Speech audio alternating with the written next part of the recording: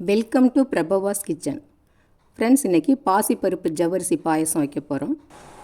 இதுக்கு ஒரு கப் அளவு பாசிப்பருப்பை கடாயில் போட்டு நல்லா வாசம் வர்ற வரைக்கும் வறுத்து எடுத்துக்கலாம். இந்த பாசிப்பருப்பு நல்லா வாசம் வரணும், அதே சமயத்தில் நிறமும் கொஞ்சம் மாறணும். அப்போ தான் பாசிப்பருப்பு பாயசம் நல்ல டேஸ்டியாக இருக்கும். இப்போ நல்ல வாசம் வருது, பருப்பும் கொஞ்சம் நிறம் மாற ஆரம்பிச்சிடுச்சு. இப்போ இதை ஒரு பிளேட்டுக்கு மாற்றிட்டு ஜவ்வரிசி ஒரு அரை கப் அளவு எடுத்து அதையும் வறுத்துக்கலாம் 2 நிமிஷம். இதோட கொஞ்சம் நெய் விட்டுக்கலாம். இந்த மாதிரி நெய் விட்டு வறுக்கிறதுனால ஜவ்வரிசி பாயசத்தில் நல்லா வெந்தாலும் கரையாமல் முழி முழியாக பார்க்க அழகாக இருக்கும்.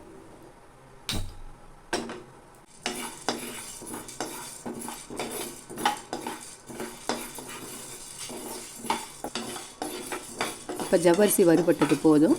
இப்போ ஸ்டவ் ஆஃப் பண்ணிவிட்டு எடுத்துடலாம்.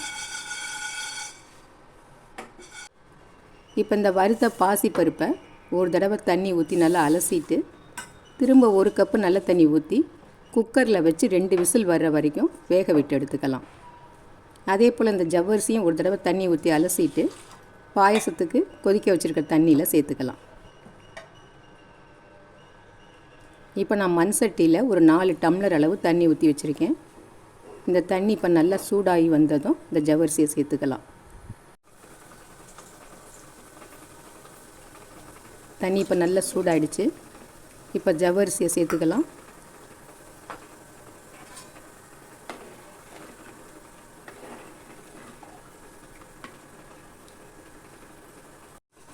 இந்த ஜவ்வரிசி நல்லா கண்ணாடி மாதிரி வெந்து வரணும்.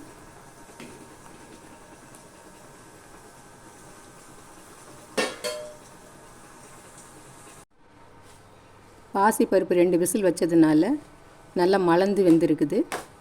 இதை ஒரு கரண்டியால் அப்படி மசிச்சுக்கலாம்.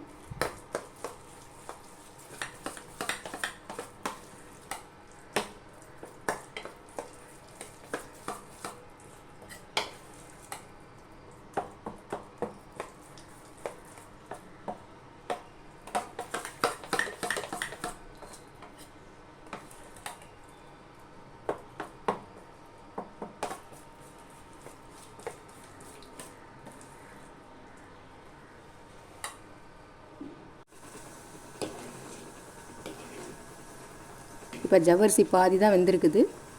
இன்னும் நல்லா கண்ணாடி மாதிரி வெந்து வரட்டும். ஜவ்வரிசி இப்போ நல்லா வெந்துடுச்சு. இப்போ மசிச்சு வச்சுருக்க பாசி பருப்பை சேர்த்துக்கலாம்.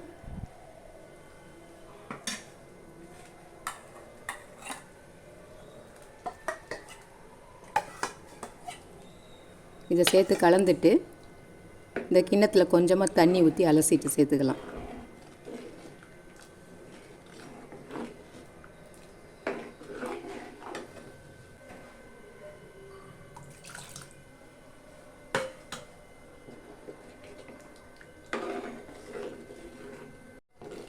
அடுத்து இப்போ பொடிச்ச வெல்லம் சேர்த்துக்கலாம். பாசிப்பருப்பு அளந்த கிண்ணத்துலேயே 2 கப் அளவு பொடிச்ச வெல்லம் சேர்த்துக்கணும். நான் இப்போ இந்த உருண்டை வெல்லம் ஒரு சின்ன பீஸை சேர்க்குறேன். அப்படியே இது பொடிச்சோம்னா 2 கப் அளவு வரும். கொதிக்கிற பாயசத்துலேயே சேர்க்குறேன். இது கொதிக்க கொதிக்க வெல்லம் கரைஞ்சி வரும். இப்போ ஒரு 1/4 டீஸ்பூன் அளவு உப்பும் சேர்த்துக்கலாம்.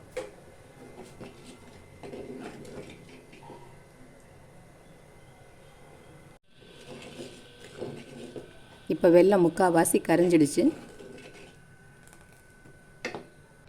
இப்போ வெல்லம் நல்லா கரைஞ்சி வருது. இப்போ இன்னொரு அடுப்பில் இருப்பு சட்டியை வச்சு கொஞ்சமாக நெய் விட்டு முந்திரி திராட்சையை வறுத்துக்கலாம்.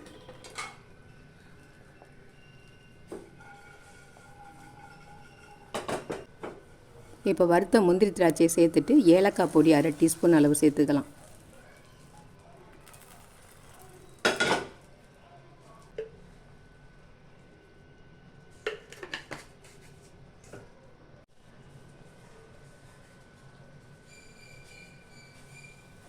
இப்போ ஸ்டவ் ஆஃப் பண்ணிட்டேன்.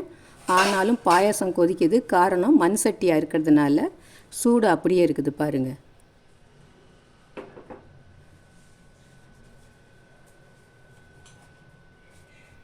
இப்போ காய்ச்சின பால் ஒரு கப் அளவு சேர்த்து கலந்து விட்டுக்கலாம். பாசிப்பருப்பு ஜவ்வரிசி பாயாசம் நமக்கு ரெடி ஆகிடுச்சு.